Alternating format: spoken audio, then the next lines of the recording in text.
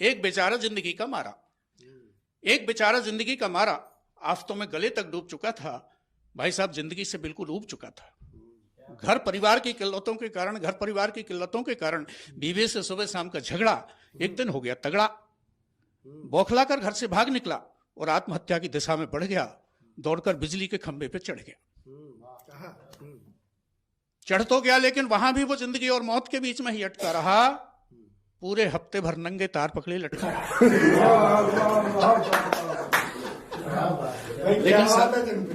लेकिन सरकार को बधाई, बिजली नहीं आई। तभी उसने सड़क पर एक अनाउंसमेंट सुना साहब, एक ऐलान सुना कि आज शाम को हमारे नगर में ऊर्जा मंत्री कुंवर अंधकार सिंह पधारेंगे। आज शाम को हमारे शहर में ऊर्जा मंत्री कुंवर अंधकार सिंह पधारेंगे। वे गरीब और अमीर की खाई को पाटेंगे। फ्री बिजली के 10,000 कनेक्शन और फ्री बिजली के 10,000 कनेक्शन और बांटेंगे। साहब उस बेचारे की निराशा भागी और आत्महत्या में सफल होने की एक उम्मीद फिर जागी। मंत्री जी आएंगे तो बिजली भी आएगी। और शाम को ऐसा ही हुआ साहब। मंत्री जी के सम्मान में बिजली तो आई, लेकिन वोल्टेज इतना कम था कि बिजली से ज्यादा मरने वाले में दम था।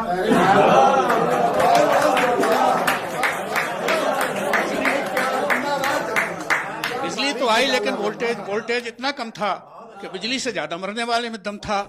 वो नहीं मरा साहब। तारों ने उसको चिपका लेने की बजाय जोर का झटका मारा। दोनों तार हाथों से छूट गए। वो बंदा नीचे गिरा, सिर फूटा और हाथ पैर टूट गए। जब उस बेचारे को होश आया तो वो गंदी बस्ती जैसे सरकारी अस्पताल के एक वार्ड में पड़ा था। गंदी बस्ती जैसे सरकारी। जब उसको होश आया तो वो गंदी बस्ती जैसे सरकारी अस्पताल के एक वार्ड में पड़ा था और सामने बिजली का बिल लिए लाइनमैन खड़ा था। लाइनमैन बोला मैं तुझे हफ्ते भर से ढूंढ रहा हूं, पिछले महीने तक का बिल बाकी पड़ा है। अरे बिल किसी बनिया का नहीं, मध्य प्रदेश सरकार का है। बिल पूरे 7,000 का है। सर बिजली का बिल की रकम सुनते ही बंदे का होश खो गया और वो दोबारा बेहोश हो गया। अब नकली इंजेक्शनों की मेहरबानी से लगभग 48 घंटे बाद दोबारा होश में आया।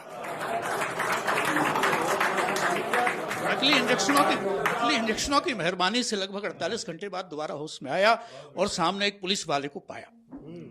पुलिस वाला बोला मैं देशभक्ति जनसेवा विभाग से आया हूं, तेरा गिरफ्तारी वारंट लाया हूं।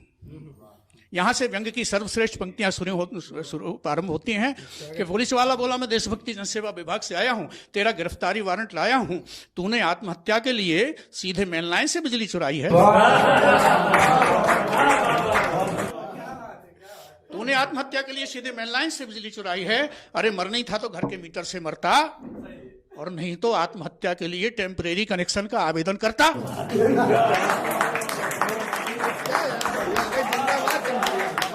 एक बार जोरदार तालियां चनपुरिया जी।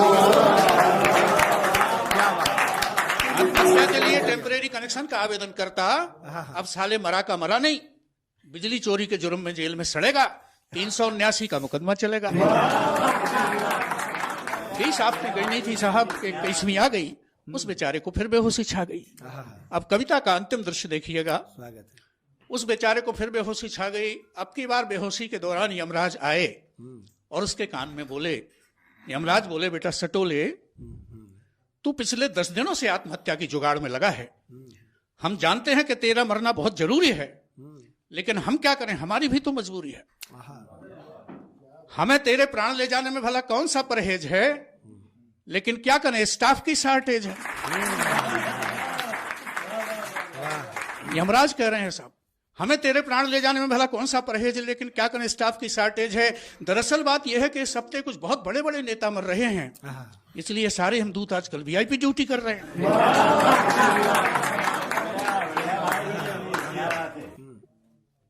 इसलिए बेटा सटोले, अपने आंखों पर लगाकर समझदारी की दूरबीन देख। मरने से पहले अपने नगर के बिजली से चलने वाले शमशान घाट का सीन देख। वहां लकड़ी के अभाव में मुर्दे बिजली से जलाए जाते हैं और सैकड़ों मुर्दे रोज लाए जाते हैं, लेकिन बिजली के तार घंटे 2 घंटे के लिए जुगजुगाते हैं। भाई साहब 2-4 मुर्दे ही जल पाते हैं।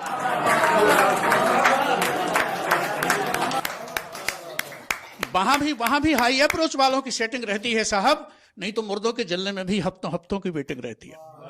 वहां भी हाई अप्रोच वालों की सेटिंग रहती है, नहीं तो हफ्तों हफ्तों मुर्दों के जलने में भी हफ्तों की वेटिंग रहती है। ऊपर से सरकार के कड़े निर्देश हैं कि वेटिंग लिस्ट के अनुसार ही मुर्दे भट्टी पे लाए जाएंगे और आरक्षण कानूनों के हिसाब से रिजर्व कोटे के मुर्दे पहले जलाए जाएंगे।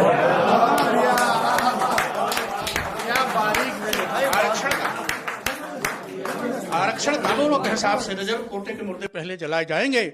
इसलिए बेटा सटोले, परिस्थितियों की नजाकत को समझ, आत्महत्या की जिद छोड़ दे, अपने को जीवन की तरफ मोड़ दे। अभी 2 महीने पहले तेरे मोहल्ले के एक सवर्ण बेरोजगार युवक ने बेकारी से तंग आकर फांसी लगाई थी। उसकी लाश हफ्ते भर जल नहीं पाई थी। जब उसके बूढ़े मजबूर बाप ने विद्युत सवदाह गृह के कर्मचारियों को नगद चढ़ोतरी चढ़ाई और 2-2 मंत्रियों की सिफारिश कराई, तब कहीं मरने के 20 दिन बाद तेरी हो पाई। तब कहीं मरने के 20 दिन बाद तेरी हो पाई। और बेटा सटोले, तू एक ईमानदार कर्मचारी है, इसलिए तेरे अंदर इस बेईमान व्यवस्था को झेलने का दम नहीं है। क्योंकि सच्चाई यह है कि ईमानदारी की परीक्षा आज भी हरिश्चंद्र के जमाने से कम नहीं है। आज भी हरिश्चंद्र। इसलिए बेटा सटोले उठो, इसलिए बेटा सटोले उठो, जागो, होश में आ जाओ। सरकारी अस्पताल में रखी हुई एक्सपायरी डेट की 1 किलो गोलियां और खा जाओ। टॉनिक की शीशियों में भरा हुआ नीला हरा शरबत पियो और जिस बेशर्मी से इस देश में अभी तक जिए हो, तसे आगे भी